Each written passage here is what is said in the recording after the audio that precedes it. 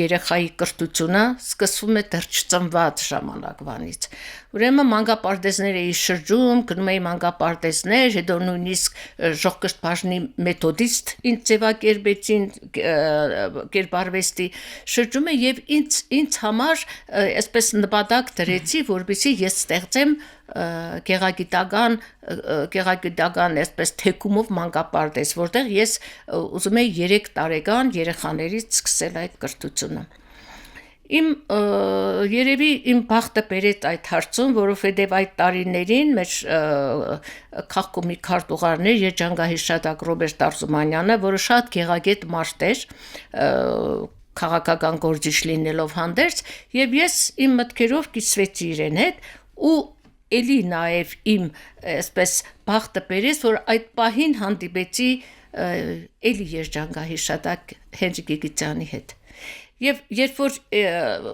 երեքից մտադրությունները կարծես թե համընկավ,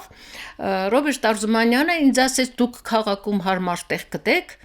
մենք ձեզ տեղ տանք, որովհետև ինձ ասեց դուք մանկապարտեզ չէ, բայց կարող եք այդպիսի մի կենտրոն ունենալ, մանկապարտեզը ասեց, թե այնտեղ տնտեսություն է, սնունդ է, դուք երևի չկարողանաք, ու 78 թվականին ես գտա հարմար տեղ եւ մեր Լենինագանի ժողկրթբաժնի մանկական պատկերասրահ կազմակերպվեց հենց այդ շենքում քաղաքի կենտրոնում, որ հիմա Արգելոս թանգարանի տարածքում է գտնվում, հետագայում իհարկե ես այդ շենքը իմ աշխատանքի այդ արդյունքում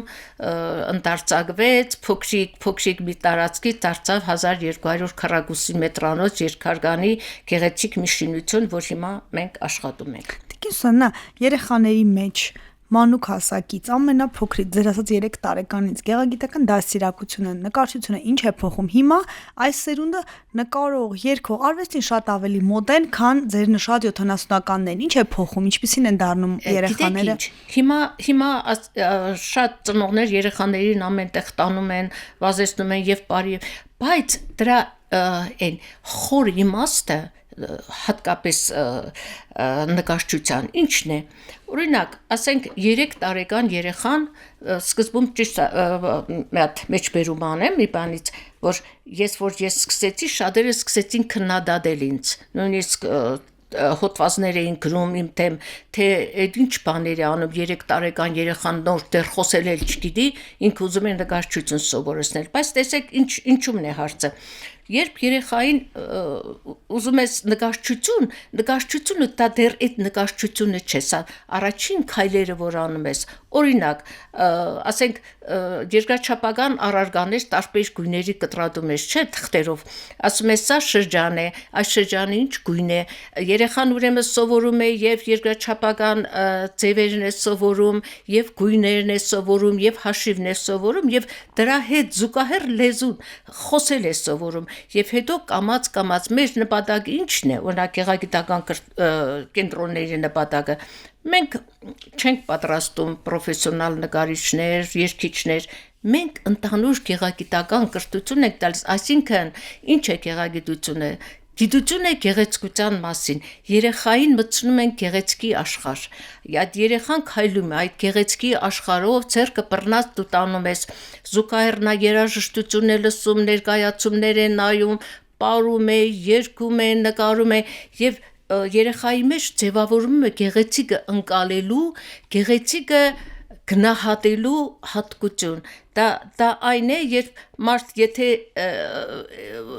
որևէ բանի գեղեցկությունը զգում է, օրինակ ասենք ճարտարապետական կոթողի գեղեցկությունը զգում է, հասկանում է, որ դա գեղեցիկ է, նա երբեք այդ պատի վրա չի խզմզի, երբեք չի փչացնի, այսինքն երբ ճանաչում է երեխան գեղեցիկը, պահպանում է, սիրում է, իսկ գեղեցիկն ինչ է, գեղեցիկ ինքը բարությունն է։ Բարություն, որ աշխարհում հիմա անչափ պակաս է, որի պակասը մենք զգում ենք։ Տիկին Սոնա, դուք հենց եկաք, ես հենց գեղեցկությունը ձեր մեջ տեսա, գույների մեջ տեսա,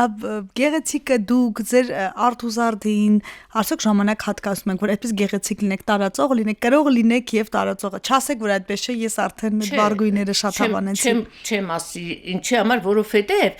իմ արտակինը իմ ներկապնակն է, ոնց որ իմ գույներն են, իմ նկարչության իմ արտակին իմ ներկա պնակն է երբ ես իմ զգեստապահարանը բացում եմ իմ հագուստների մեջ շատ ձևեր չկան ձևերը նույնն են միայն գույն են գույնը դա մի շատ կախարդական բան է գույնը տրամադրություն է գույնը մարդու ներքին աշխարհ է եթե այսպես փորձառու աչք ունես դու մարդու արտակինից իր հակուկապից անմիջապես զգում ես թե ներսում ով է երբեմն որ ասում են թե այս մարդուն այս հագուստը չի սազում դա նրանից է որ իր ներքին էությունից չի գալիս երբ կարդում ես Թետչերի հուշերը ինքը շատ մեծ տեղ էր տալիս արտակինին եւ միշտ ասում էր արտակինը դա մարդու ներքին աշխարհի արտահայտությունն է եւ ես գտնում եմ որ դա ճիշտ է եւ երբեմն երբ կողքից լսում եմ որ նայքլը այս մգշճանես ինչ գույներ է հագնում այդ տարիքին բայց տարիքը ընդհանրապես կապ չունի գիտեք տարիքը կարող է իմ մարմինը ինչ որտեղ տարիքի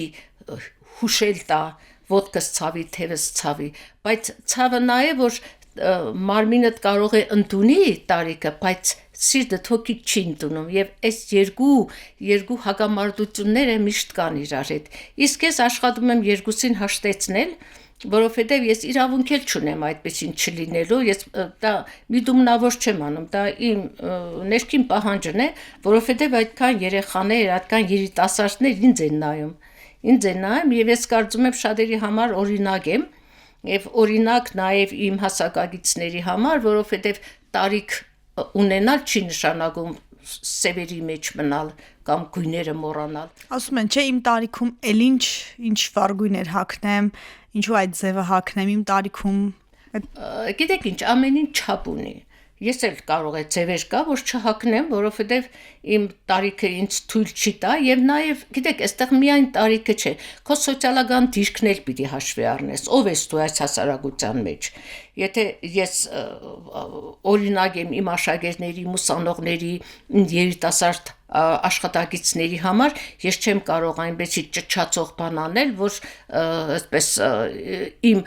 իմ կերպարին հարմար չլինի յուրաքանչյուր մարդ իր կերպարով է հանդես գալիս եւ երբ որ կերպարից դուրս են գալիս երբ որ անում են չափից այն կողմ դա արդեն չի նայվում տեսեք մարդուն ասում են շատ ճաշակավոր է իմ հարցերին են ասում ինչ է նշանակում ճաշակը դա չափի զգացողություն է գույնի զգացողությունն է տեսեք այդ չափի զգացողության մեջ մտնում է եւ գույնի զգացողությունը եւ խոսելը եւ արտահայտվելը եւ շարժու ձևը եւ նաեւ սեղանի մոտ իրեն կարողանալ այդ բոլորը մտնում է ճաշակի մեջ եթե մարդ անճաշակ է ինքը եւ իր արտակինով բոլոր ամեն ինչը անճաշակ կլինի եւ շարժու ձևը եւ մարդկանց հետ հարաբերությունները այնպես որ այդ ճաշակը նաեւ պիտի ասեմ որ ճաշակը դա ներքին զգացողություն է դա չես սովորեցնի մենք աշխատում ենք երեխաներին ճաշակավոր մարդ դարձնել, որպեսզի ասենք կարողանա երաժշտություն լսել։ Դրա համար մեր կենտրոնում, երբ երեխաները աշխատում են, անպայման երաժշտություն է միացրած, մի օր դասական այսինչ գործն է միացրած, մի օր ժողովրդական այսինչ բաներ տարբեր մի օր բան հանգիստ ջազ ենք միացնում որ երեխան ոչ թե նստում լսում է ինքը աշխատում է իր ենթագիտակցության մեջ այդ երաժշտությունը տպվում է եւ ինքը անկախ իր կամքից կարողանում է երաժշտություն լսել օրինակ այդ այն